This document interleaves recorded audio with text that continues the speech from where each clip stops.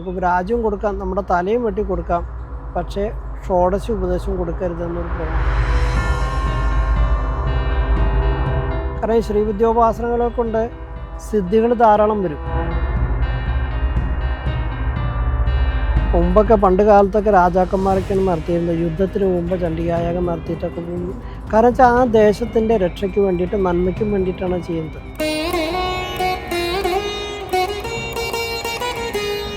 ഒരു കാര്യം ഉണ്ട്, നമ്മളുടെ ഋഷിവര്യന്മാർ പറയുന്നതും ഇപ്പോൾ നമുക്ക് വിശ്വാസം വരുന്നില്ല.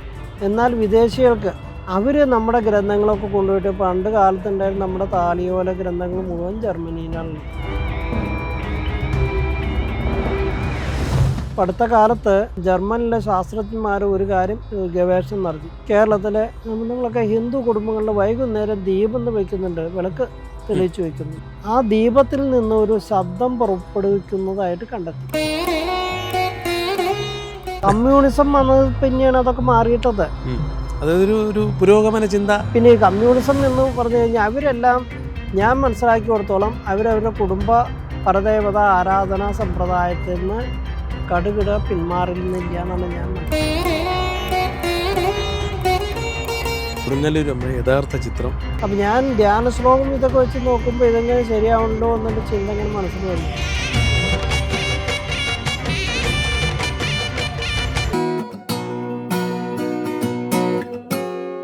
ഇപ്പം ഭാരതത്തിലേക്ക് വരുന്ന ഒരുപാട് യോഗിമാരൊക്കെ ഉണ്ട്. അവർ ഓൺലൈനിലൂടെ പല ക്ലാസ്സുകളും.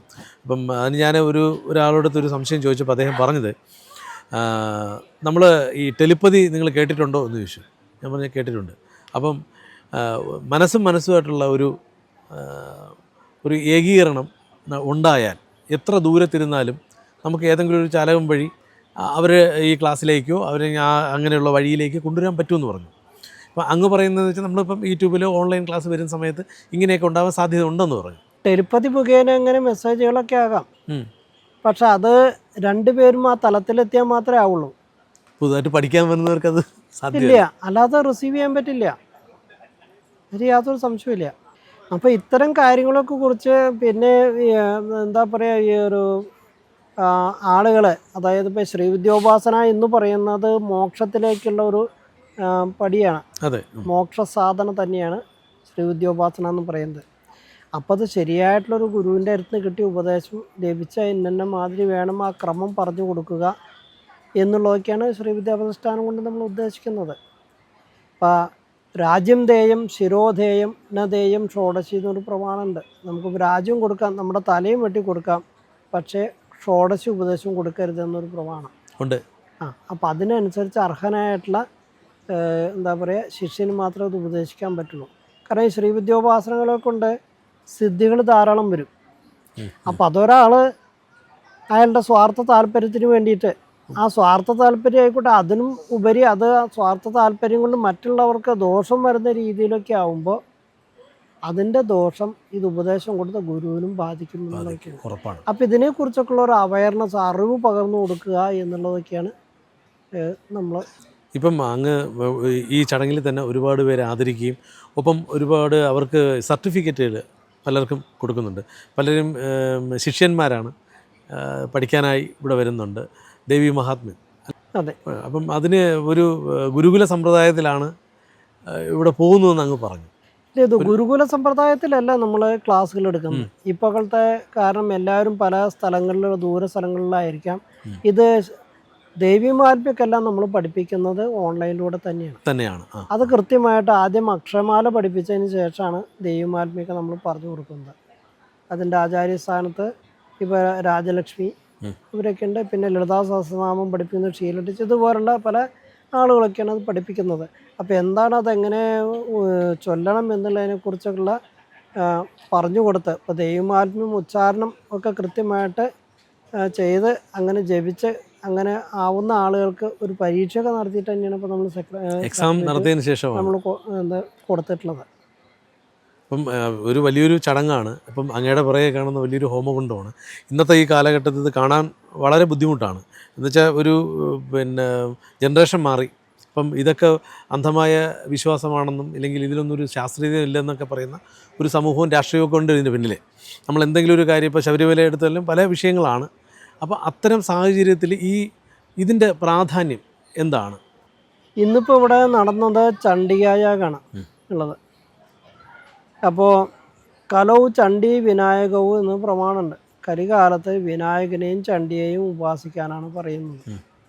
അത് വേണം എന്നുള്ളതാണ് നമ്മളെ പ്രസാദിപ്പിക്കുന്നതിന് നമുക്ക് വേണ്ട നമ്മുടെ രക്ഷയ്ക്കായിട്ട് നമുക്കെന്ന്. അതുകൊണ്ടാണ് നമ്മളത് ചണ്ഡികായാഗം നമ്മൾ ചെയ്യുന്നത്. ചണ്ഡികായാഗം എന്ന് പറയുന്നത് ഈ ദുർഗാ സപ്തശതിയിലെ, അതായത് ദൈവമാത്മ്യത്തിലെ 700 ശ്ലോകങ്ങളും അതൊക്കെ ചൊല്ലി ദ്രവ്യങ്ങൾ ഹോമിക്കുക എന്നുള്ളത് തന്നെയാണ് ഈ ചണ്ഡികായാഗം കൊണ്ട് ഉദ്ദേശിക്കുന്നത്. അപ്പോൾ ഈ യാഗത്തിന് എല്ലാറ്റിനും നല്ല ശക്തിയുണ്ട്. അത് കൃത്യമായിട്ടുള്ള രീതിയിൽ ചെയ്യണം എന്ന് മാത്രം. പിന്നെ ഒരു യാഗം നടത്തുമ്പോൾ ആ യാഗം നടന്നു കഴിഞ്ഞാൽ അതൊന്ന് ഇത്ര ലക്ഷം രൂപ ജനറേറ്റ് ചെയ്യാമെന്നുള്ളത് ചിന്തിക്കാൻ പാടില്ല. കാരണം ഇതെല്ലാം ആദ്യം പറഞ്ഞല്ലോ, നമ്മുടെ സമൂഹ നന്മയ്ക്ക് വേണ്ടിയിട്ടുള്ളൊരു കാര്യം മാത്രം, സ്വാർത്ഥ താല്പര്യത്തിന് വേണ്ടിയിട്ടുള്ളതല്ല. മുമ്പൊക്കെ പണ്ട് കാലത്തൊക്കെ രാജാക്കന്മാരൊക്കെയാണ് നടത്തിയിരുന്നത്. യുദ്ധത്തിന് മുമ്പ് ചണ്ഡികായാഗം നടത്തിയിട്ടൊക്കെ പോകും. കാരണം വെച്ചാൽ ആ ദേശത്തിൻ്റെ രക്ഷയ്ക്ക് വേണ്ടിയിട്ട്, നന്മയ്ക്കും വേണ്ടിയിട്ടാണ് ചെയ്യുന്നത്. അതന്നെ ഇപ്പോൾ ഈ ശ്രീ വിദ്യോപാസനം അത് കേവലം ഒരു വ്യക്തിയുടെ നന്മയ്ക്ക് വേണ്ടിയിട്ടല്ല. അപ്പം അങ്ങനെ ഇപ്പോൾ ഇത് നമ്മൾ എല്ലാ വർഷവും നമ്മളിതിനെക്കുറിച്ച് പറയുന്നു, ക്ലാസ്സുകളെടുക്കുന്നു, നമുക്കറിയാവുന്ന അറിവുകൾ നമ്മൾ പകർന്നു കൊടുക്കുന്നു. എങ്ങനെ നമ്മളിപ്പോൾ 17ാമത്തെ വർഷം അത് പൂർത്തിയാക്കിയിരിക്കുകയാണ്. അങ്ങൊരു അഡ്വക്കേറ്റാണ്. അപ്പം അത്തരം ആ രീതിയിലുള്ള ആളുകളുമായിട്ട് അങ്ങക്ക് കൂടുതൽ ബന്ധങ്ങളുണ്ട്. അപ്പം ഇന്ന് ഞാൻ നേരത്തെ പറഞ്ഞ അതേ ചോദ്യം തന്നെ പിന്നെയും ചോദിക്കുകയാണ്. അപ്പോൾ ഈ യാഗം ഈ കാലഘട്ടത്തിൽ നടത്തുമ്പോൾ അങ്ങനെ സയൻറ്റിഫിക്കായിട്ട് അങ്ങക്ക് എന്താണ് അവർക്ക് പറയാൻ പറ്റിയ ഒരു കാരണം? ഇപ്പം ഇന്നത്തെ ഒരു കാര്യം ഉണ്ട്, നമ്മളുടെ ഋഷിവര്യന്മാർ പറയുന്നതും ഇപ്പം നമുക്ക് വിശ്വാസം വരുന്നില്ല. എന്നാൽ വിദേശികൾക്ക് അവർ നമ്മുടെ ഗ്രന്ഥങ്ങളൊക്കെ കൊണ്ടുപോയിട്ട്, പണ്ട് കാലത്തുണ്ടായിരുന്ന നമ്മുടെ താളിയോല ഗ്രന്ഥങ്ങൾ മുഴുവൻ ജർമ്മനിയിലാണുള്ളത്. അവരതിനെക്കുറിച്ച് ഗവേഷണം നടത്തി അവരത് പറയുമ്പോഴാണ് നമ്മൾക്കത് വിശ്വാസം വരുന്നത്. ഇതാണ് നമ്മുടെ അവസ്ഥ. ഇപ്പം അടുത്ത കാലത്ത് ജർമ്മനിലെ ശാസ്ത്രജ്ഞന്മാർ ഒരു കാര്യം ഗവേഷണം നടത്തി. കേരളത്തിലെ നമ്മളൊക്കെ ഹിന്ദു കുടുംബങ്ങളിൽ വൈകുന്നേരം ദീപം വയ്ക്കുന്നുണ്ട്, വിളക്ക് തെളിയിച്ച് വയ്ക്കുന്നു. അതിനെക്കുറിച്ച് അവർ അന്വേഷണം നടത്തിയപ്പോൾ ആ ദീപത്തിൽ നിന്നൊരു ശബ്ദം പുറപ്പെടുവിക്കുന്നതായിട്ട് കണ്ടെത്തി. ആധുനിക ഉപകരണങ്ങളൊക്കെ വെച്ചിട്ട് നോക്കിയതാണ്. അപ്പോൾ ആ ശബ്ദം എന്താണെന്ന് അനലൈസ് ചെയ്തവർ കണ്ടെത്തി. അപ്പോൾ തഥാസ്തു എന്നാണ് പറയുന്നത്. തഥാസ്തു എന്ന് പറയുമ്പോൾ അപ്രകാരം ഭവിക്കട്ടെ. അപ്പോൾ നമുക്ക് സാധാരണ ശ്രവ്യമായിട്ടുള്ളത് 20 ഹെഡ്സ് മുതൽ 20,000 ഹെഡ്സ് വരെ ആവർത്തിയിലുള്ള ശബ്ദ തരംഗങ്ങളാണ് നമുക്ക് പിടിച്ചെടുക്കാൻ കഴിയുന്നതെന്നാണ് ശാസ്ത്രം പറയുന്നത്. അപ്പോൾ ഇത് 20-ലും താഴെ ആയിരിക്കാം. എന്തായാലും ഇത് ശബ്ദം അനലൈസ് ചെയ്ത് കണ്ടെത്തിയത് തഥാസ്തു എന്നാണ്, അപ്രകാരം ഭവിക്കട്ടെ എന്ന്. മുമ്പ് നമ്മുടെയൊക്കെ കുട്ടിക്കാലത്ത് വീടുകളിലെ സന്ധ്യയ്ക്ക് നാമം ജപിക്കുന്ന ഒരു സമ്പ്രദായം ഉണ്ടായിരുന്നു. ഈ സമയത്ത് നമ്മൾ സ്കൂളിലൊക്കെ പോയി വന്ന് കളിച്ച് ഒക്കെ കഴിഞ്ഞ് സന്ധ്യ ആകുമ്പോൾ അവിടെ വീട്ടിലൊരു അമ്മൂമ്മ ഉണ്ടാവും, ഒരു മുത്തശ്ശി. കുട്ടികളെ സന്ധ്യ ആവാറായിട്ടെന്ന് പറയും. അപ്പോൾ അന്ന് കുട്ടികൾക്കൊക്കെ അറിയാം. അപ്പോൾ കളിയൊക്കെ കഴിഞ്ഞ് കുളിച്ച് നാമം ജപിക്കേണ്ട സമയമായിരുന്നു. അപ്പോൾ അവർ പോയിട്ട് കുളിച്ച് കഴിഞ്ഞ് സന്ധ്യയ്ക്ക് ഒരു നാമം ചെല്ലൽ. ഈ സന്ധ്യാനാമജപം നമ്മുടെ കുടുംബത്തിലെ എല്ലാവരും കൂടിയിട്ടായിരുന്നു നമ്മൾ ജപിച്ചുകൊണ്ടിരുന്നത്. ആ സന്ധ്യയ്ക്ക് നാമം നമ്മളെല്ലാവരും കുടുംബത്തിലെ എല്ലാവരും കൂടിയിട്ടായിരുന്നു ജപിച്ചുകൊണ്ടിരുന്നത്. ആ ജപം കഴിഞ്ഞാൽ, നാമജപം കഴിഞ്ഞ് കഴിഞ്ഞാൽ എല്ലാവരും പ്രാർത്ഥിക്കും. അപ്പോൾ കുട്ടികൾ പ്രാർത്ഥിക്കും, ഞാൻ ക്ലാസ്സിൽ ഒന്നാമതാവണം, എനിക്ക് മുഴുവൻ മാർക്ക് കിട്ടണം. അപ്പോൾ ഇവിടുന്ന് തഥാസ്തു, ഈ ദീപത്തിൽ നിന്നുള്ള ശബ്ദം അപ്രകാരം ഭവിക്കട്ടെ എന്നാണ്. വീട്ടിലൊരാൾ അസുഖമായിട്ട് കിടക്കുന്നുണ്ട്, അയാളുടെ അസുഖം വേഗം ഭേദമാകട്ടെ എന്ന് എല്ലാവരും ചേർന്ന് പ്രാർത്ഥിക്കും, തഥാസ്തു. പ്രായമായിട്ടുള്ള പെൺകുട്ടികളുണ്ടെങ്കിൽ ഈ കുട്ടിയുടെ കല്യാണം കഴിയട്ടെ എന്ന് അമ്മമാർ പ്രാർത്ഥിക്കും, തഥാസ്തു. വീട് പണിയട്ടെ, പെട്ടെന്ന് എൻ്റെ മകന് ജോലി കിട്ടട്ടെ, അല്ലെങ്കിൽ വീട് പണി പെട്ടെന്ന് കഴിയട്ടെ എന്നൊക്കെ പ്രാർത്ഥിച്ചാൽ തഥാസ്തു തന്നെ, അപ്രകാരം ഭവിക്കട്ടെ എന്നുള്ളതാണ് വരുന്നത്. അപ്പോൾ ആ പ്രാർത്ഥനയ്ക്ക് ഒരു ഫലം ഉണ്ടായിരുന്നു. പക്ഷേ ഇന്നത്തെ കാലത്ത് ഇവർ 5-5:30 തൊട്ടിട്ടൊക്കെ തുടർ സീരിയലുകൾ തുടങ്ങും. അപ്പോൾ നമ്മുടെ വീടുകളിലെ സ്ത്രീകൾ എന്ത് ചെയ്യുമെന്ന് വെച്ചാൽ സന്ധ്യയ്ക്ക് ഒരു വിളക്ക് വയ്ക്കലൊന്നും മുടക്കില്ല. ആ സന്ധ്യ ആയി കഴിഞ്ഞാൽ വിളക്ക് തെളിയിക്കും. വിളക്ക് തെളിയിച്ച് അവരപ്പുറത്തിരുന്നിട്ട് സീരിയലുകൾ കാണാൻ പോവാം. ഈ സീരിയലുകളിൽ എന്താ പറയുക വയലൻസും ഒക്കെ ആയിട്ടുള്ള കാര്യങ്ങളാണ്, അല്ലെങ്കിൽ ദാമ്പത്യ കലഹമുള്ള സീരിയലുകളൊക്കെയാവും. അപ്പോൾ ഈ വിളക്കെന്ന് പുറപ്പെടുവിക്കുന്ന ശബ്ദം എന്താണ്? തഥാസ്തു. അപ്പം അത്തരം വീടുകളിൽ സമാധാനമൊക്കെ കുറയുന്നുള്ളതാണ് എൻ്റെ ഒരു അഭിപ്രായം.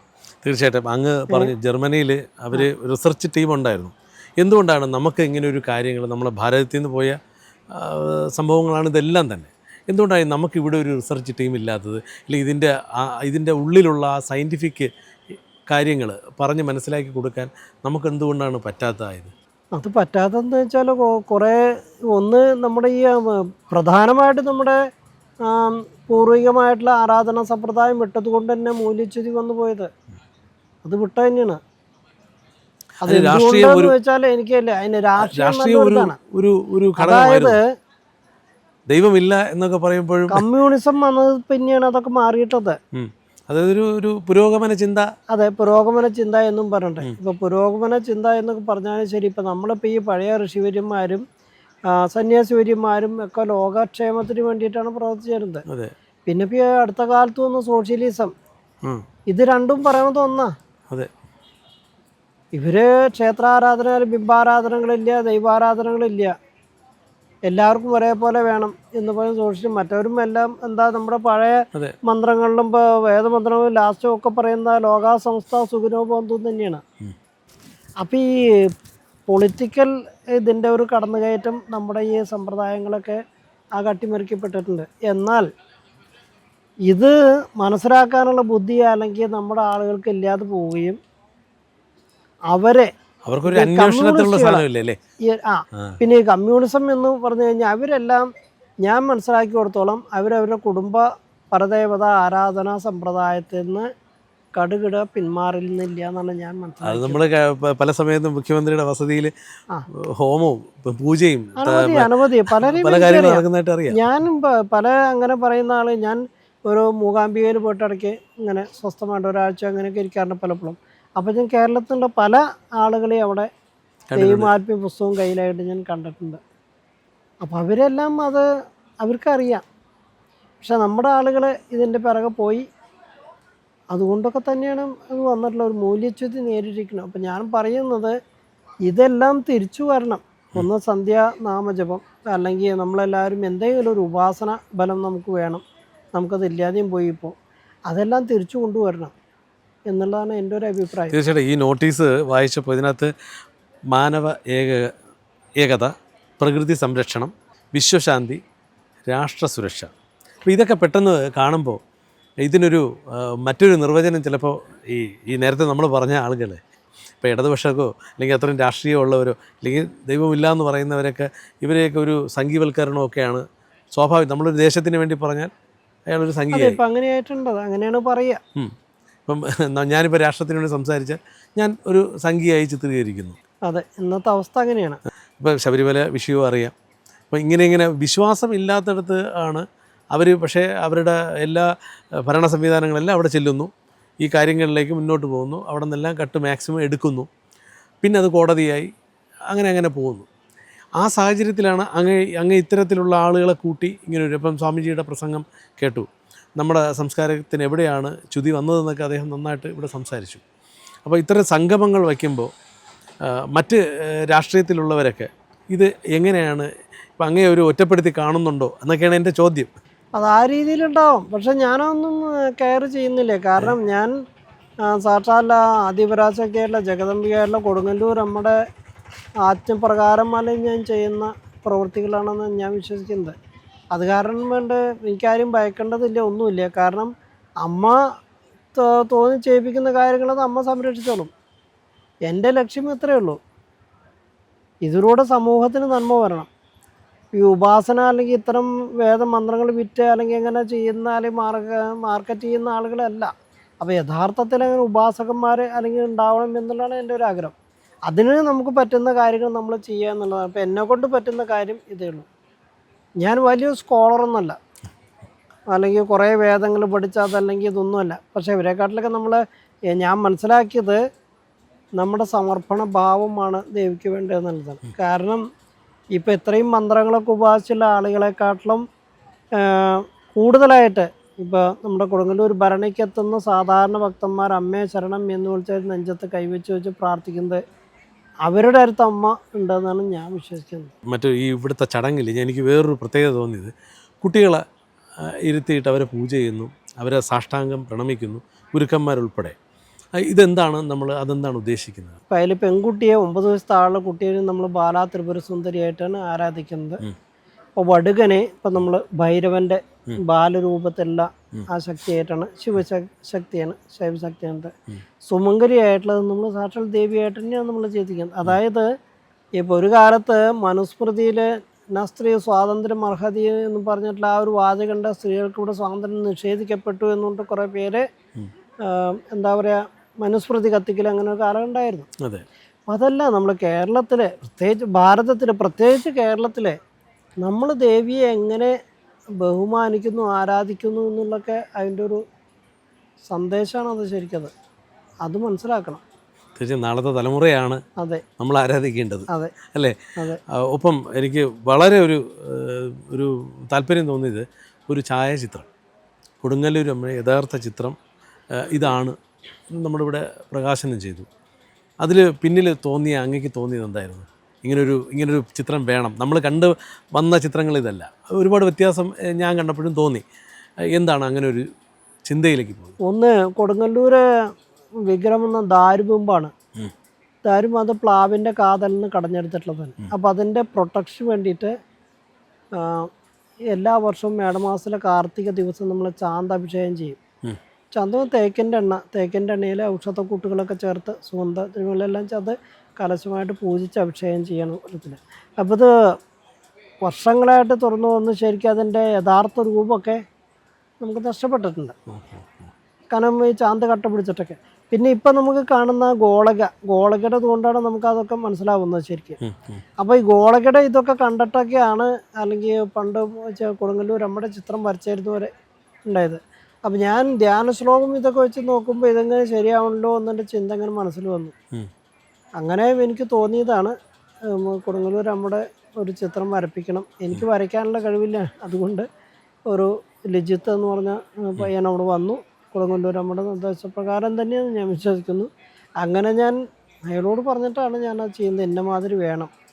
അപ്പോൾ ഇതിൽ ഇടത്തെ കയ്യിൽ ഇവിടെ ഒരു കയ്യിലുള്ള ചിലമ്പാണ് ചിത്രീകരിച്ചിട്ടുണ്ടായിരുന്നത്. അത് ചിലമ്പല്ല, അത് ഖേടമാണ്, ഖേടം എന്ന് പറഞ്ഞത് പരിച. അതുമാതിരി വലത്തെ കയ്യിൽ ഒരു ഗ്രന്ഥത്തിൻ്റെയാണ് ഇപ്പോൾ പഴയ ചിത്രങ്ങളിലൊക്കെ വരച്ചിട്ടുള്ളത്. അപ്പോൾ അത് ഗ്രന്ഥമല്ല, അത് കട്ടുവാങ്കം എന്ന് പറഞ്ഞൊരു ആയുധമാണ്. അതായത് ഒരു കോലിൻ്റെ മുകളിലൊരു തലയോട്ടി ഉള്ളൊരിതുണ്ട്, ഇതാണ്. അപ്പോഴാണ് എനിക്ക് തോന്നിയത് എങ്ങനെ ഇത് കറക്റ്റായിട്ട്, അതായത് ഇപ്പോൾ കൊടുങ്ങല്ലൂർ ക്ഷേത്രത്തിൽ വരുന്ന ഭക്തന്മാരും ഈ കൊടുങ്ങല്ലൂർ എന്നല്ല ഏതൊരു ക്ഷേത്രത്തിൽ പോകുമ്പോഴും അവിടുത്തെ ദേവത ആരാണ് എന്ന് അറിഞ്ഞിട്ട് വേണം പ്രാർത്ഥിക്കാൻ. അപ്പോഴാണ് ആ പ്രാർത്ഥനയ്ക്ക് ഒരു പൂർണ്ണത വരും എന്നുള്ള തോന്നൽ. അപ്പോൾ അതുകൊണ്ട് കൊടുങ്ങല്ലൂർ അമ്മയുടെ ഇതെങ്ങനെയാണ് ആ ധ്യാന ശ്ലോകപ്രകാരം ഉള്ളത് അത് പറഞ്ഞ് വരപ്പിച്ചതാണ് ഇപ്പം ഇന്നിവിടെ അനാച്ഛാദനം ചെയ്തത്.